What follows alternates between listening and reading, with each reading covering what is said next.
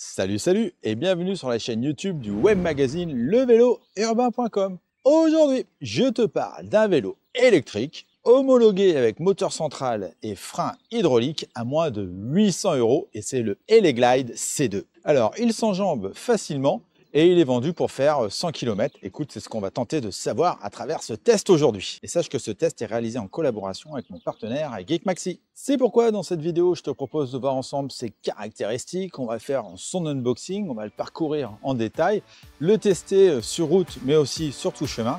Et à la fin, je te donnerai mon avis ainsi que ma conclusion. C'est parti, générique! Alors, si jamais tu n'es pas habitué à mes vidéos, sache qu'elles sont toutes chapitrées. Et ouais, dans ton petit player YouTube ci-dessous et dans la description, tu as tous les chapitres, détails, caractéristiques, les plus, les moins. Comme ça te permet d'aller directement à une information importante si c'est ce que tu recherches. Cela te fera gagner du temps et si tu trouves cette petite option, ce temps que je passe à faire ça pour toi, t'est utile, n'hésite pas à liker. Histoire de savoir à qui on a affaire, je te propose de commencer par ses principales caractéristiques. On a donc un moteur Amanda central et le vélo est disponible en noir uniquement. Il conviendra pour une personne entre 1m65 et pas 1m60 pour moi, jusqu'à 1m90, pouvant peser jusqu'à 100 kg. On est en septembre 2025 et le vélo est actuellement disponible à 799 €, truc de dingue, versus 1049 € chez mon partenaire GeekMaxi. Et grâce à mon partenaire et levélourbain.com, tu as un code de réduction qui te permettra d'économiser quelques euros supplémentaires. Je te mets le lien dans la description ci-dessous. Ensuite, le cadre est en aluminium 6061 comme la majorité des cadres de vélos électriques et il mesure 175 cm de long, ce qui est dans la moyenne pour ce genre de vélo. Tu as des garde-boue en aluminium à l'avant et à l'arrière. Perso, je préfère toujours le plastique, ça fait moins de bruit dans les graviers par exemple. On a un porte-bagages arrière qui peut supporter un poids de 25 kg et la batterie est intégrée sur ce porte-bagages. Du coup, j'ai pas pu mettre mes sacoches à l'arrière avec tout mon matos photo et vidéo comme j'ai l'habitude. Là, je suis obligé de porter un sac à dos. Donc ça, c'est un peu dommage pour ce qui est du vélo taf. Et si tu veux faire tes courses, heureusement, tu as des inserts à l'avant pour mettre un porte-bagages avant. Mais bon, je trouve ça un petit peu dommage, cette option de ne pas pouvoir mettre de sacoche sur ton porte-bagages arrière qui peut supporter 25 kg. Tu peux connecter le vélo à une application, mais franchement, tu es obligé de rien. Moi, je ne l'ai pas fait. Écoute, ça t'apportera quelques petits trucs supplémentaires, mais vraiment, moins un vélo est connecté par expérience, mieux ça fonctionne. Et enfin, on a une béquille latérale, tout ce qu'il y a de plus classique. Et tiens, toi, derrière ton écran, pendant que j'ai toute ton attention, si jamais tu veux me soutenir et m'encourager à faire toujours plus de vidéos, je t'invite à liker, c'est le petit bouton ci-dessous, et aussi à t'abonner à la chaîne, car vous êtes nombreux à la regarder sans être abonné. Cela favorisera l'algorithme YouTube qui mettra plus facilement cette vidéo en avant, et c'est ce qui me permettra de te proposer toujours plus de contenu. Alors par avance, je te remercie. Maintenant, unboxing. Quand tu achètes le vélo et que tu te le fais livrer chez toi, tu le reçois dans un grand carton avec des poignées, c'est bien pratique pour le transporter, c'est bête mais c'est utile. À l'intérieur, tu as le vélo qui est ultra bien protégé. Franchement, j'ai rien à redire. Il y avait des protections de partout. Il est arrivé en très bon état. Rien n'était cassé. Et à l'intérieur, tu peux retrouver la batterie, les pédales, le garde-boue, la protection de dérailleur, des gants pour pas te salir les mains. Et tu l'as compris, c'est à toi de terminer de monter le vélo. Je te rassure, c'est pas très compliqué. Tu as une notice en français qui est très bien faite. Et il m'a fallu une demi-heure pour terminer de le monter. Donc, je suis persuadé que tu devrais t'en sortir sans problème. Sachant que j'ai oublié de te dire, mais tu as aussi les outils nécessaires pour le faire. Avant d'aller tester le vélo, il faut bien évidemment charger la batterie. Et là, on a une batterie lithium-ion de 36 volts, 468 Wh et 13 Ampères. Pour cela, tu dois la connecter au chargeur, qui lui est un chargeur classique de 2 ampères et 42 volts. Déjà, tu as un bouton on-off sur la batterie, donc n'oublie pas de l'allumer. Alors la recharger sur ton vélo, tu soulèves le petit capuchon à l'arrière et tu plugues le chargeur. Ou alors tu enlèves la batterie à l'aide de la clé qui ne sert pas à démarrer le vélo. Tu tournes la clé, tu enlèves la batterie, tu la ramènes chez toi ou à ton taf et tu n'as plus qu'à la recharger. Dis-toi qu'il te faudra entre 6 et 7 heures pour une charge complète. Voilà pour la batterie. Petite astuce, attends toujours que ta batterie soit bien froide avant de la recharger. Comme ça, elle durera plus longtemps. Et c'est pareil, niveau sécurité, il faut toujours essayer de charger sa batterie sous surveillance. En tout cas, en étant prêt à intervenir en cas de problème, il vaut mieux éviter de la recharger pendant la nuit. On ne sait jamais. Comme d'habitude, je vais te parler du confort du vélo. Alors à l'avant, on a une fourche à huile et à ressort, avec un débattement de 80 mm. Elle est réglable en dureté, mais c'est uniquement on-off. Je te conseille de toujours la laisser sur on, c'est plus agréable. Au milieu du cadre, on n'a pas de suspension et on n'a pas non plus de tige de selle avec ressort. C'est ce qui fait qu'on a un vélo relativement rigide et ça, c'est bien dommage. Ensuite, on a des pneus de type VTC de 26 pouces. Alors, ils n'ont pas de marque. Franchement, je ne sais pas trop ce que ça vaut. Ils ont l'air de faire le job. En tout cas, je pense que tu peux passer partout. Mais niveau solidité et autres, voilà. On reste sur des pneus d'entrée de gamme, malheureusement.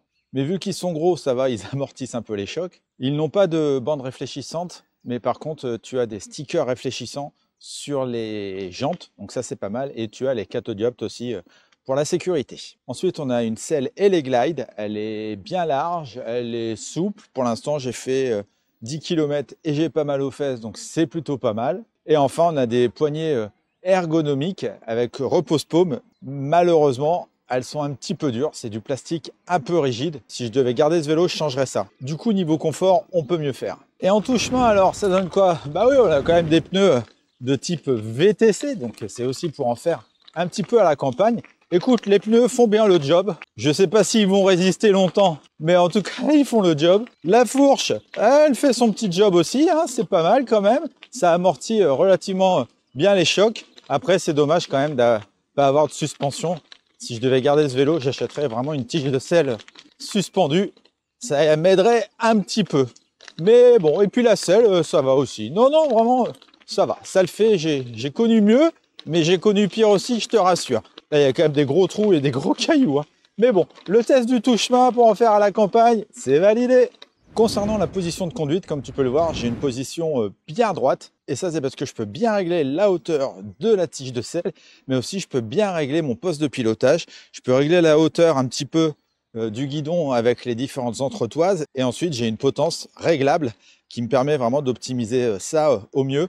Et donc, c'est hyper agréable. J'ai une position comme sur un vélo hollandais ultra urbaine. Je ne vais pas me faire mal au dos et ça, c'est un bon point positif. Maintenant, le test de freinage. Donc, sur ce vélo, j'ai des freins hydrauliques à l'avant et à l'arrière. Ça, c'est vachement bien. Et ils sont associés à des disques de 160 mm. Par contre, c'est des freins de marque inconnue. Donc ça, c'est de l'entrée de gamme. Je vais aller jusqu'à mes 25 km/h. Prendre un point de repère. J'y suis déjà. Allez, hop. Super. 2 mètres, 2 mètres 50. Tu vois, parfois, on a des bonnes surprises avec des freins hydrauliques qui sont vraiment d'entrée de gamme, mais qui fonctionnent très bien. Et surtout que là, j'ai fait 10 km avec le vélo, donc j'ai quasiment pas freiné. Donc le test du freinage, c'est bon, 5 sur 5. Parlons du poste de pilotage. On a donc un grand cintre en forme de moustache qui fait 69 cm de large, donc c'est assez large quand même pour se faufiler entre les voitures. Dessus, on a nos poignées ergonomiques qu'on a vues tout à l'heure et qui sont toujours aussi durs. On a nos leviers de frein hydrauliques, vraiment qui font très bien le job. Hein. Tu peux freiner avec 2 ou 3 doigts. Écoute, ils sont efficaces, ils ont du mordant. On a notre contrôleur L-Glide qui fait aussi display. Donc, tu as un bouton on-off pour le mettre en route. Tu as les boutons plus et moins pour changer tes 5 niveaux d'assistance. Si tu restes appuyé sur plus, tu allumes le phare avant et le feu arrière. Ils sont bien puissants, tous les deux. Ils éclairent vraiment très bien, mais le feu arrière ne fait pas feu stop malheureusement. En restant appuyé sur le bouton du bas, tu actives le mode Walk Assist. C'est ce qui fait que le vélo avance tout seul jusqu'à 6 km/h. En appuyant plusieurs fois sur le bouton On, tu peux voir sur ton display ton kilométrage total, ton kilométrage de trip, depuis combien de temps tu roules. Mais bon, je t'avoue, même si j'ai des lunettes, c'est quand même écrit très petit. Mais bon.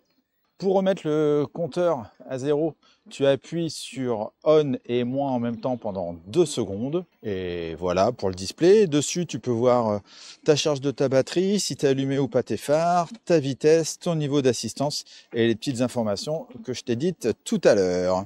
On a une véritable sonnette et ça, c'est bien aussi. C'est mieux que les klaxons électroniques. Et à droite, on a notre shifter Shimano 7 vitesses SIS Index.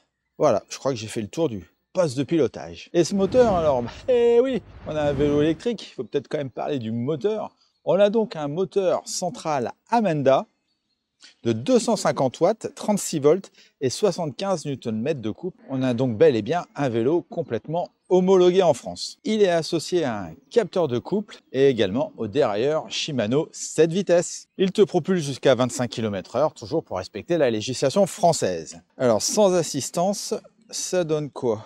Ou alors je vais changer mes vitesses, ce qui fait quand même plus de 25 kg. Écoute, ça va.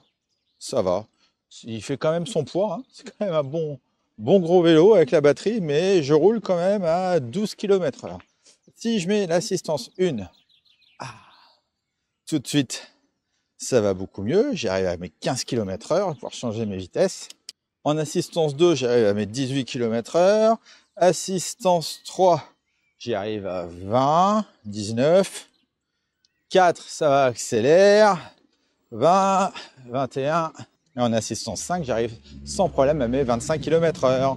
Niveau départ arrêté, il me faut combien de temps pour arriver à mes 25 km/h? Alors, je me pose là. Vitesse 5, assistance 5, 3, 2, 1, go! Alors, j'ai pas de manette d'accélération, mais plus j'appuie, plus j'accélère grâce au capteur de couple. Et ben voilà, ça y est, je suis déjà à mes 25 km/h, le temps de te dire ça. Donc, on a un vélo qui arrive très vite à ses 25 km/h. On a donc un vélo avec une bonne accélération et concernant sa réactivité, hop, il me faut combien de tours de pédalier pour que l'assistance se mette en route? Un quart, même pas, à peine un quart. Donc on a un vélo qui va vite à 25 km/h et qui a une très bonne réactivité. Ça, c'est des bons points positifs. Qu'en est-il de l'autonomie de ce vélo? Eh bien, très bonne surprise. J'ai fait 15 km pour l'instant, j'ai utilisé une barre sur 5.